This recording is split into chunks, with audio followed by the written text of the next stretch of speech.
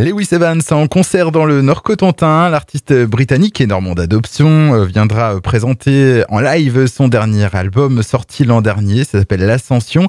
Ce concert, donc, c'est à la Halle 901 de Saint-Pierre-Église ce samedi 25 février à partir de 20h30. Et Lewis Evans qui est en ligne avec nous. Bonjour et merci d'avoir accepté notre invitation sur AGFM. Hello, c'est un plaisir d'être ici. Alors, on va commencer par une petite présentation. Lewis Evans, donc vous êtes né à Liverpool, mais vous êtes depuis installé du côté de Granville. Je rappelle aussi que vous avez officié au sein des Lanskis il y a environ 10 ans. Et puis, depuis, vous êtes lancé dans un projet solo avec 3 albums au compteur et dont le dernier qui est sorti en 2022. Donc, un album qui a une histoire un peu particulière puisqu'il est né d'une période de doute. On peut revenir dessus ? En fait, il est né pendant la période du Covid. En gros, j'avais sorti un EP qui s'appelait Le Rayon Vert avant, qui est sorti pile poil pendant que le Covid venait d'arriver, toutes les salles de concert étaient fermées. Donc je me suis dit à ce moment-là qu'il fallait que j'arrête la musique, parce que je me suis, comme tous les artistes, je pense que, et tout le monde en France, tout le monde a eu un petit coup de déprime. Et moi, je me suis dit que c'était trop un risque de faire de la musique. Et du coup, je sais pas qu'est-ce qui m'est arrivé. J'ai dit que je voulais devenir jardinier, comme un bon anglais que je suis. Donc, je me suis lancé dans le travail de devenir jardinier, que j'ai fait un peu. Mais lors de jardinier, j'ai joué des chansons qui sont revenues. Et un peu comme dans un film de Rocky, je me suis dit, allez, en plus, je me suis fait lâcher par mon tourneur. Donc, tourneur, c'est celui qui trouve des concerts. Donc, je devais refaire tout moi-même. Donc, je me suis relancé et j'ai fait un album en 1 mois, je pense. Parce que normalement, des albums que j'ai fait précédemment, j'ai pris énormément de temps. J'ai pris genre 1 an et demi, des trucs comme ça. Là, je l'ai fait je pense que les chansons, je les ai écrites en 3 jours, à peu près. Et en 2 semaines, je les avais enregistrées. Tu vois ? C'est un album donc très personnel, avec des textes qui parlent de quoi en général ? Il parle un peu de tout. Il y a beaucoup d'auto-écriture, donc c'est vachement mon subconscient qui prend la place. Mais souvent, c'est très autobiographique. Il y a des chansons qui parlent beaucoup de moi, ou de la religion, la spiritualité, la mort. De toute façon, j'ai 3 thématiques en général. C'est la mort, la séparation ou l'amour. Par contre, cet album-là, j'ai pris plus comme un conte de fées. Ça veut dire qu'il y a des chansons où j'imaginais une princesse dans une grande temple en Inde, ou avec comme Lonely Moon. Je suis parti loin, hein. Je suis parti très très loin avec cet album. Et c'est aussi la beauté de faire quelque chose assez rapidement, quoi. C'est qu'on se lance dedans, on se met tout nos cerveaux et on regarde pas en arrière. Donc voilà, je l'ai fait comme une histoire de conte, et par contre il y a des chansons autobiographiques. Mais je laisserai les écouteurs trouver lesquelles sont des histoires de conte et lesquelles sont les autobiographiques. Alors, un album enregistré rapidement, mais qui se veut aussi très orchestré, hein. On retrouve du violon, des cuivres, de l'accordéon. Ça se traduit comment d'ailleurs sur scène, puisque vous allez vous produire à la Halle 901 ? On est 4 sur scène, donc il y a moi qui chante, il y a une guitariste qui joue, Gilles Farigoul, qui joue la basse aussi.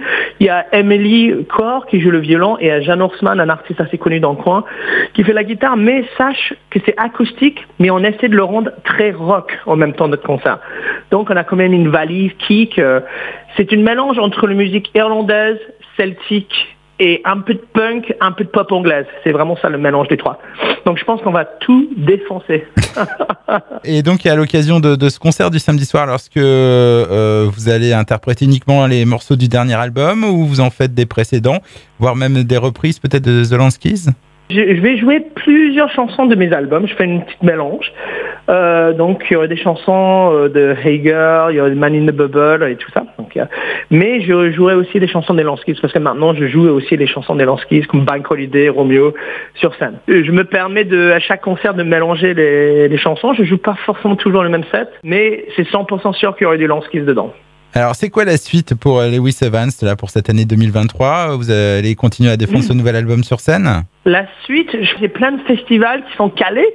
Je sais que je vais jouer au Francopholies. Donc ça, c'est le gros truc qui est superbe. Donc un Anglais qui joue au Francopholies, c'est quand même une grosse ouverture. Et je joue à Arsenic, je joue au Papillon de Nuit avec une chorale.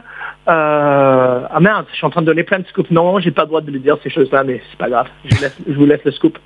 Donc j'ai plein de festivals, plein de tournées. Je tourne partout en France. À l'automne, il y a plein de choses superbes qui se passent et je suis content, je suis heureux. Et mis à part la scène, d'autres projets à venir, est-ce que vous allez reprendre le jardinage pour le prochain album? J'ai arrêté totalement le jardinage. Je peux te dire que mon jardin, il pousse hyper grand, la haie, je la flemme de couper, c'est bon, j'ai fait mon dose de jardinage. D'ailleurs, c'est un peu inquiétant, il faut que je me remette.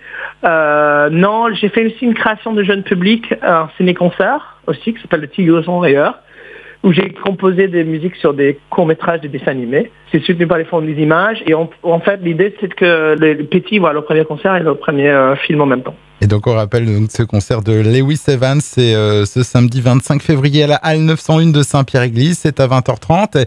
Et à noter que la première partie sera assurée par le Cherbourgeois O'Malley.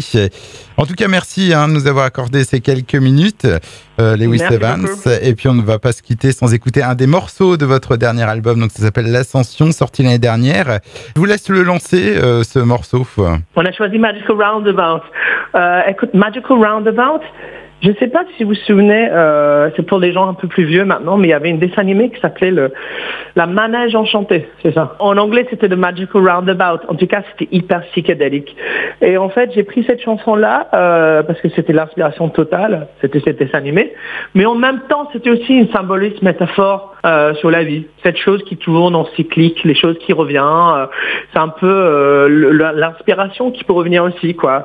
À un moment, on pense que tout est perdu et à un moment, on se dit, on se relève, on regarde tout droit et on fonce, quoi. Et ça résume bien cet album donc de Lewis Evans. On écoute ça donc sur Reggae FM. Voici Magical Roundabout.